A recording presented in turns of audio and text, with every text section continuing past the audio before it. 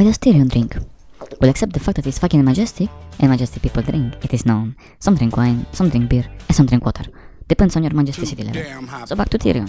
Whenever he touches wine with his majestic tone, the universe fucking stops. The red water majestically flows through his body, stays there for a while, and goes out through the biggest part of his majesticity eventually.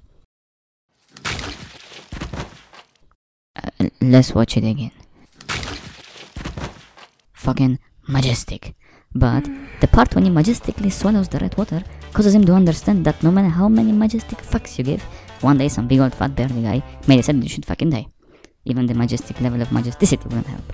Well, except this guy. But fuck this guy. He's ruining our majestic moment. Jesus. So the dying part. Tyrion is not like the other fuckers that tries to not get killed. He majestically understands that big old fat beardy guy, aka J.K.R.R. Martin, got to choose what will fucking happen and what will not.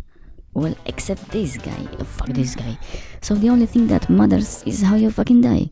The normal way? No. Fuck the normal way. This way is better. And, no offense, George. You're the best. Don't kill Tyrion.